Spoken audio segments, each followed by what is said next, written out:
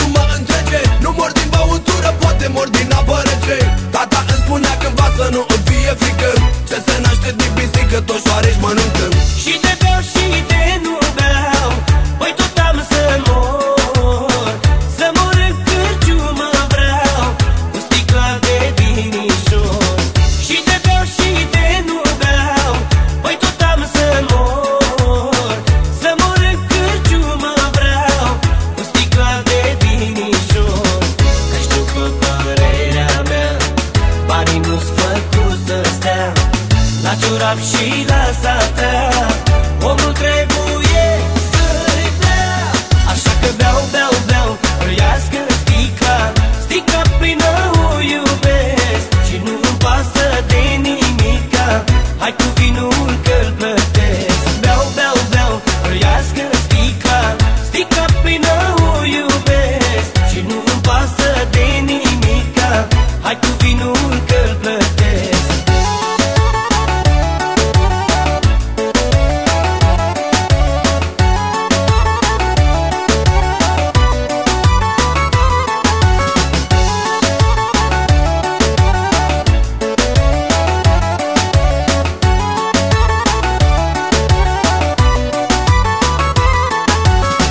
Pentru mine alcoolul e un fel de carburant. Bine ar fi dacă ar curge băutura la hidrant. Mi-aș lega direct furtunul și aș bea direct cu bidonul. N-aș mai călca pe la bar că să certa cu patronul. Și uite așa aspiră câteva zile în lanț. Când ne odihnim sub masă, când ne odihnim în șanț. Așa ni s-a spus să consumăm cât mai multe lichide. Doctorul ne-a zis-o nouă că cel mai bine ne-ar prinde. Banii mei pe ce se duc, tot pe băutură, până noaptea când mă culc, nu la sticla de la gură. Și de beau și de nu beau, păi tot am să mor. Să mor în cârciumă vreau, cu sticla de vinișor. Că știu că părerea mea, banii nu-s făcut să stea la ciorap și la satea. Omul trebuie să-i bea, așa că beau, beau, beau, răiască sticla. Sticla plină o iubesc și nu-mi pasă de nimica. Hai cu vinul că-l plătesc. Beau, beau, beau, răiască sticla. Sticla plină o iubesc și nu-mi pasă de nimica. Hai cu vinul că-l plătesc. Irigos!